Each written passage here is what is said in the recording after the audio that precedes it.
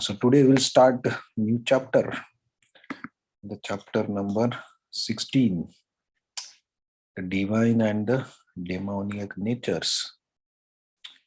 So the connection between the last chapter and this chapter is, last chapter Krishna mentioned about the tree of material existence, Urdhva Moolam, upside down. And but he did explain, he explained like what are the branches, what are the fruits, but and also that roots are going up and down, but Krishna didn't explain that in what state of being or nature a living being will be up or down on that particular tree. So in this chapter actually Krishna takes that discussion further to explain the divine and the demonic, which is the topmost and the downmost portion of the tree. Okay, so let us see these first three verses, the purport, because these are the qualities, and Srila Prabhupada gives a very nice explanation about each of the qualities in his purport. So what we'll do, we'll read this, how to do. We can read the first shloka today and try to see if we can cover the purport of the first qualities mentioned in the first shloka. I think let's see, we do like this today and then we'll see. Okay, Sri Bhagavan Uvacha. Sri Bhagavan Uvacha. Abhayam Sattva Samsuddhir. Avayam Sattva Samsuddhir. Jnana Yoga Vyavastitihi. Jnana Yoga Vyavastitihi. Danam Damascha Yajnascha. Danam Damascha Yagnascha. Swadhyayastapa Arjavam. Swadhyayastapa Arjavam. Okay, please chant. Sri Bhagavan Uvacha. Abhyayam Sattva Samsuddhir. Jnana Yoga Vyavastitihi. Dhanam dhamascha yagnascha swadhyayastapa arjanavam. Sri Bhagavan Uvacha Abhayam Sattva Samsuddhir Jnana Yoga Vivastitihi Dhanam Dhamasya Yagyascha Swadhyayastapa Arjavam.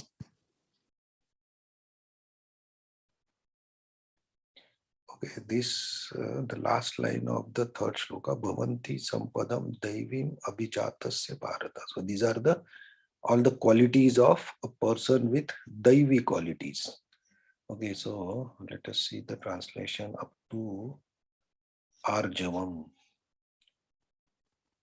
Okay, Tanam Tamascha Abhayam Sattvam Tanam Yajnascha Swadhyaya Tapa Arjavam. Simplicity.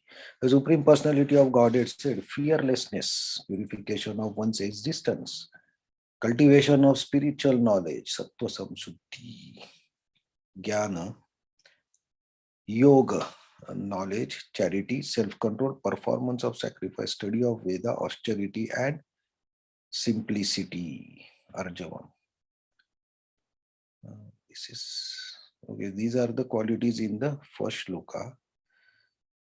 Okay, so anybody will like to read the purport? If we can read for the till Arjavam, let's see.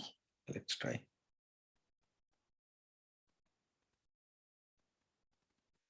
So simplicity, non-violence, truthfulness, freedom from anger, renunciation, tranquility, aversion from fault finding, compassion for all living entities, freedom from covetousness, gentleness, modesty, steady determination, vigor, forgiveness, fortitude, cleanliness, and freedom from envy and from passion for honor.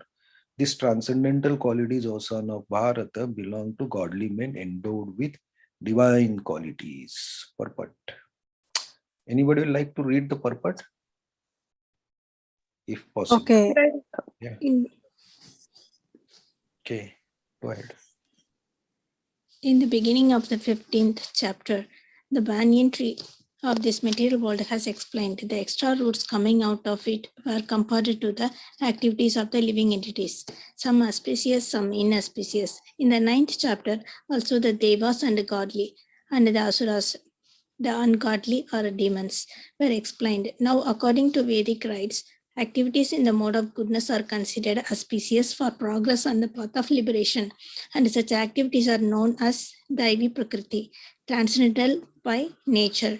Those who are situated in the transcendental nature make progress on the path of liberation. For those who are acting in the modes of passion and ignorance, on the other hand, there is no possibility of liberation. Either they will have to remain in this material world as human beings, or they will descend among the species of animals or even lower life forms.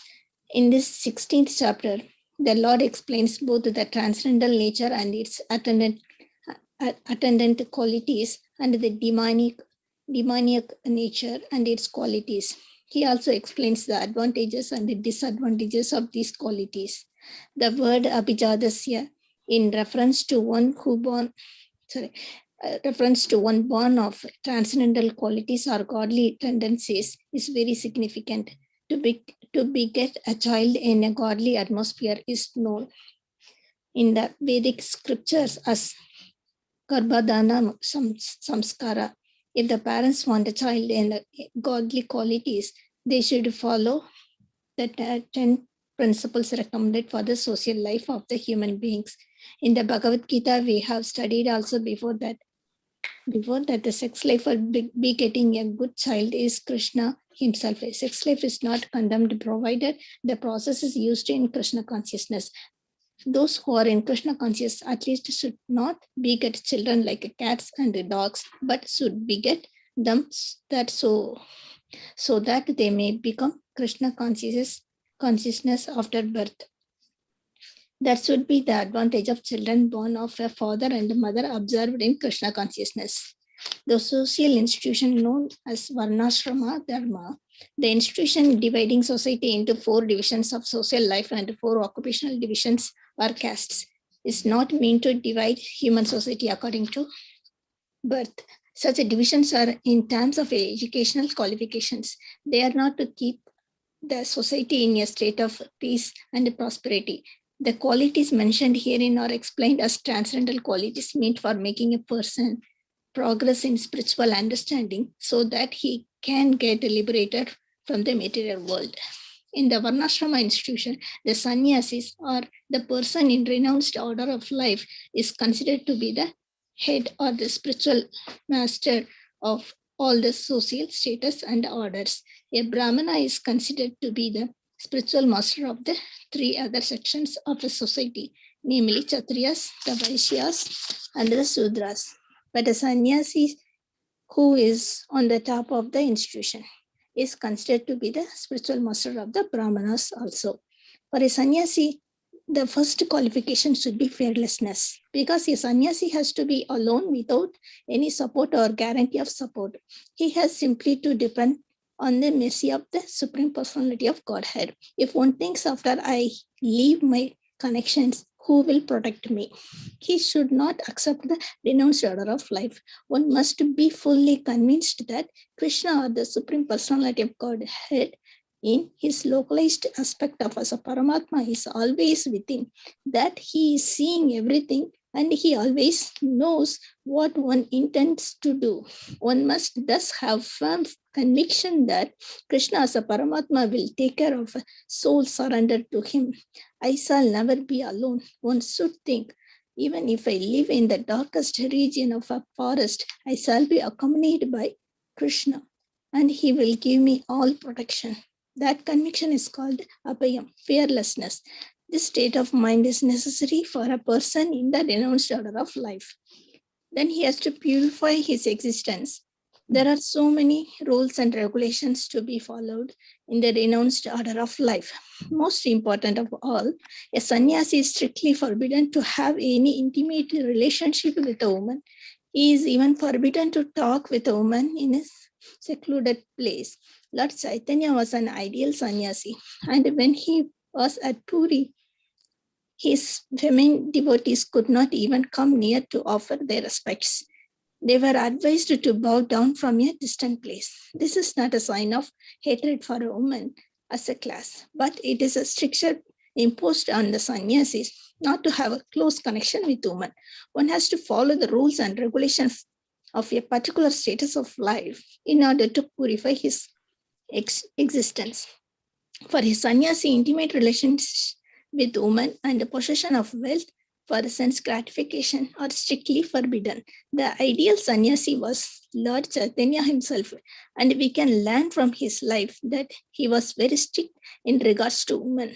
Although he is considered to be the most liberal incarnation of Godhead, accepting the most fallen conditioned souls, he strictly followed the rules and regulation of the sannyasa order of life in connection with association with women. One of his personal associates, namely Chota Haridasa, was associated with Lord Chaitanya along with his other confidential personal associates.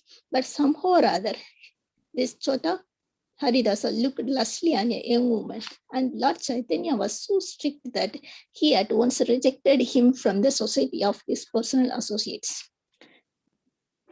Lord Chaitanya said, for a sannyasi or anyone who is aspiring to get out of the clutches of material nature and trying to elevate himself to the spiritual nature and go back home, back to Godhead, for him looking toward material possessions and women for sense gratification, not even enjoying them, but just looking toward them with such a propensity is so condemned that he had better commit suicide before experiencing such illicit desires.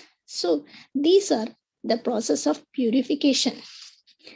The next item is Jnana Yoga, Vyavasthiti. Being engaged in the cultivation of knowledge, sannyasi life is meant for distributing knowledge to the householders and others who have forgotten their real life of spiritual advancement. A sannyasi is supposed to beg from door to door for his livelihood. But this does not mean that he is a beggar. Humility is also one of the qualifications of a transcendentally situated person. And out of sheer humility, the sannyasi goes from door to door, not exactly for the purpose of begging, but to see the householders and awaken them to Krishna consciousness. This is the duty of a sannyasi. If he is actually advanced and so ordered by his spiritual master, he should preach Krishna consciousness with the logic and understanding. And if one is not so advanced, he should not accept the renounced order of life. But even if one has accepted the renounced order of life without sufficient knowledge, he should engage himself fully in hearing from a bona fide spiritual master to cultivate knowledge. A sannyasi or one in the renounced order of life must be situated in fearlessness, sattva samsuddhi, purity, and jnana yoga, knowledge. The next item is charity. Charity is meant for the householders. The householders should earn a livelihood by an honorable means and spend 50% of their income to propagate Krishna consciousness all over the world.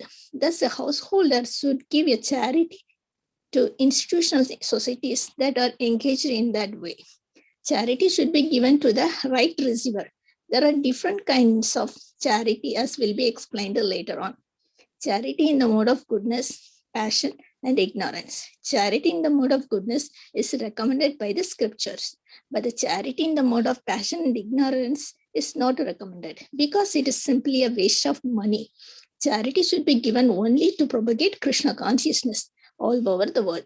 That is charity in the mode of goodness.